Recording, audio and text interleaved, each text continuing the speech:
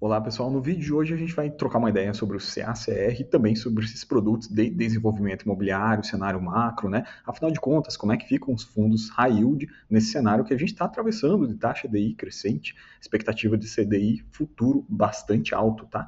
Então, esses produtos high yield, por exemplo, o CACR, veja, o CACR é um produto que tem uma taxa média aqui quase um IPCA mais 13, tá? Esse aqui é o carrego natural dele, é preço patrimonial. Quando você vai no mercado, você vê o produto negociando a um desconto, o P sobre VP de 0,82 hoje, né? Com isso, você estaria comprando praticamente um carrego de IPCA mais 16 líquido, seria 20% líquido, né? Então, realmente é um rendimento que chama muita atenção, mas a gente deve observar, né, por que o mercado está precificando realmente esse risco nessa classe de produtos ou nesse produto que é mais high yield especificamente, né? E a gente entender esses riscos antes da gente tomar a nossa decisão de entrada ou não no produto aqui, tá? Então, basicamente já falou sobre a taxa, que é uma taxa que realmente do nível um pouco de risco maior aqui, IPCA mais 12,5, tá? 12,7 aqui. A gente tem também, basicamente, o que esse fundo faz? Ele é 80% residencial, desenvolvimento residencial. Então a gente vai ver aqui que praticamente ele pega todas as etapas do processo, lá ele faz o planejamento, projeto, construção, então os CRIs dele investem realmente em desenvolvimento de novos projetos imobiliários desde a planta, tá? Então são imóveis aí que vai pegar na fase do planejamento, execução, até você realmente os 3, 4 anos para você começar, você tem o imóvel pronto lá, e aí você tem fluxo de vendas dos empreendimentos no decorrer do período, né? Das unidades aqui no decorrer do período. Veja, outro ponto aqui é em relação à concentração dele. Então, quando a gente analisa aqui realmente os CRIs que ele tem, vocês percebem que ele tem algumas concentrações. Por exemplo, esse CRI da Helvetia, se você perceber nesse gráfico, ele tem 4 séries do CRI.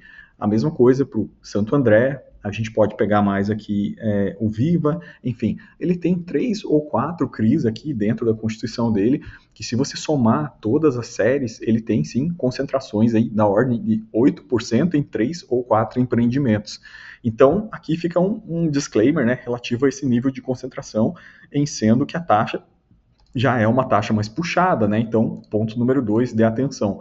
Além da taxa mais puxada, além de ser num setor de desenvolvimento imobiliário aqui, ele ainda tem algumas concentrações pontuais, tá?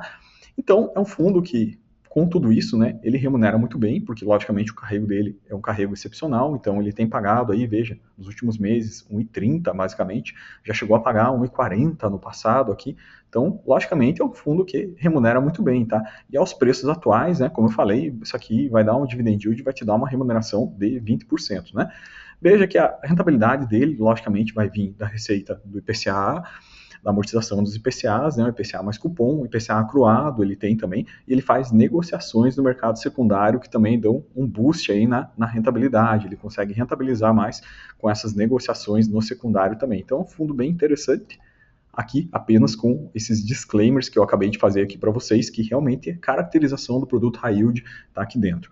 Agora, a gente vai falar um pouco sobre o mecanismo, né, de rentabilização desse tipo de produto antes da gente entrar no portfólio dele para detectar os pontos da atenção que teria nesse produto especificamente. Então, antes disso, vamos fazer uma análise, uma pergunta bem relevante aqui quando a gente vai investir no empreendimento.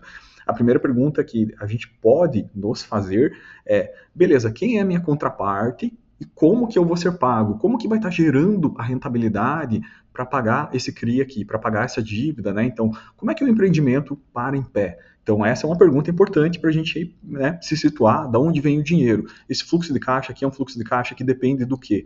Então, veja, nesse nicho de desenvolvimento imobiliário, de empreendimentos imobiliários, que é o nicho que ele investe, então, conforme eu falei para vocês, você tem o planejamento do imóvel, você tem uma negociação das contrapartes para a construção, e aí você vai partir para a construção e a venda já começa aqui, já começa as vendas ocorrer na planta.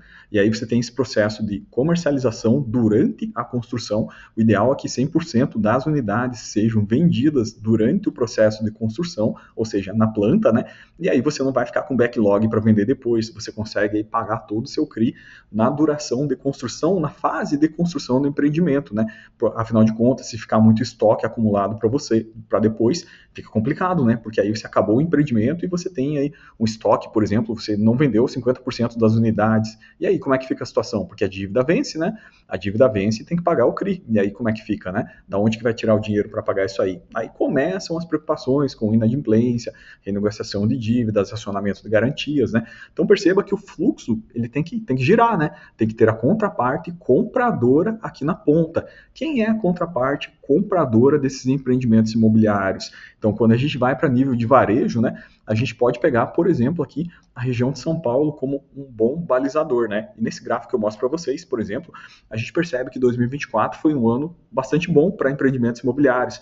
Desde o pós-pandemia, tem sido um ritmo muito legal para as construtoras, né? A venda de insumos para construção está muito boa, cimento, ferragem, enfim.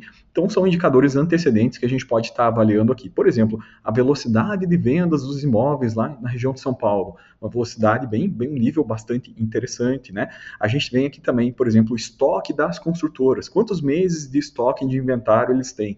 Veja aqui que tem de 5 a 10 meses, né? Os estoques estão controlados, estão até com tendência de baixar.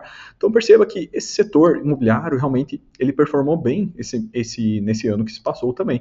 Os financiamentos, desde o pós-pandemia também, vem um nível bom de financiamento. Aqui tem um gráfico até metade desse ano aqui também.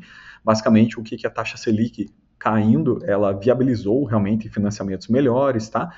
E agora vem o ponto central que eu vou falar, né? Então, da mesma maneira que a gente teve esse período bastante virtuoso no pós-pandemia, até esse ano, que foi um ano interessante para empreendimentos imobiliários, tá? A gente tem a próxima situação que eu vou mostrar para vocês aqui. Então, antes de passar para isso, né, logicamente, mais um indicador antecedente aqui, por exemplo, o consumo de cimento para essas obras aqui. Então, o crescimento nas vendas de cimento, período de dezembro 23 até novembro 24, ele apresentou um crescimento interessante e importante em relação ao ano anterior também. Então, isso é mais um fator para demonstrar que esse mercado aqui de construção ainda não entrou numa fase de recessiva, né, num esfriamento, tá? E aí, galera, vem o grande X da questão, né? Mas e agora? O que aconteceu? Então, se o mercado está indo bem, Jefferson, por que esse fundo está caindo tanto, né? Então, aqui a gente já pode começar a fazer uma leitura mais interessante. Eu gosto de comparar bastante esses produtos aqui com as empresas que fazem a parte de construção civil da nossa bolsa da B3, né? Então, um indicador bastante importante é o IMOB. O IMOB, ele contempla basicamente todas as ações de construtoras que negociam na B3, conforme seu peso específico, tá? Eu queria chamar a atenção no ponto para vocês. À medida que foi anunciado aquele pacote, que a gente teve um pacote frustrado de contenção de gastos, que logicamente não foi recebido pelo mercado, bem recebido pelo mercado e por ninguém, né? Então, a gente teve uma frustração muito grande, porque o setor de construção civil é o setor que mais sofre, logicamente, com aumento de taxa Selic, porque eu mostrei para vocês que o setor ele depende de uma vertente de financiamento muito forte, tá? Então, se a taxa Selic sobe de 11,25 para 14,25, torna mais difícil você financiar as unidades. Se você não financia as unidades, você não tem influxo de receita para que essas unidades tenham venda. Se não vende, o estoque começa a aumentar, o estoque da construtora começa a aumentar, e a construtora tem que pagar a dívida, ela tem que pagar o CRI, ela tem que pagar os devedores dela. E aí como é que paga? Aí começa a gerar aquelas situações de inadimplência, renegociação de dívida, especialmente nos produtos mais high yield. Então vocês entenderam o ponto que eu estou colocando aqui? É um ponto extremamente relevante para a gente conversar. O que o mercado precificou com essa queda aqui? 16% de queda nas ações das construtoras, porque o setor de construção civil é um dos primeiros que sofre, conforme eu falei para vocês, com aumento de taxa DI futura e aumento de taxa Selic. Então, 16% de queda nas construtoras. E aqui, afinal de contas, a gente está falando de um fundo que trabalha com CRIs, especificamente de desenvolvimento e construção. Então, esses CRIs estão atrelados a desenvolvimento imobiliário, tá? Então, aqui é a grande tônica. CACR, veja, na mesma época aqui, caiu 20%, tá? Não muito diferente das construtoras, que caíram 16% nesse período aqui, tá? Então, isso aí foi uma grande frustração relativa, logicamente, a todo o tema fiscal e a esse pacote que foi muito mal recebido pelo mercado. É o cenário macro que a gente vem enfrentando aqui, mas é importante que a gente tenha uma leitura muito clara de como que esse cenário macro aqui afeta o meu produto high yield, tá? Então, isso é necessário que fique nítido, cristalino aqui, transparente para a gente. Outra informação bastante relevante foi esse gráfico aqui que eu trouxe para vocês. É um gráfico bastante... A informação que tem aqui é bastante rica, tá? Se a gente souber ler, souber interpretar ela agrega bastante valor para a gente. Então, o que é essa informação aqui? Basicamente, é a taxa DI futura, tá? Coloquei a DI futura 2026 aqui. Então, a taxa DI, basicamente, ela precifica o quê? Ela precifica a CDI futura. E quando a gente faz esse acompanhamento histórico lá, vocês lembram muito bem, na época lá de 2016, anteriormente ao impeachment da Dilma, aonde que essa taxa DI chegou? Ela chegou a níveis de 16%, tá? Então, a taxa Selic é extremamente elevada. O que aconteceu com as vendas de imóveis nessa época aqui da crise da Dilma? Então veja que a velocidade do crescimento de vendas de imóveis aqui em São Paulo em 2016 foi zero praticamente. Ninguém ia comprar imóvel, financiar com uma taxa de 16, tá? Então isso é bastante óbvio, né? Mas precisa ser dito.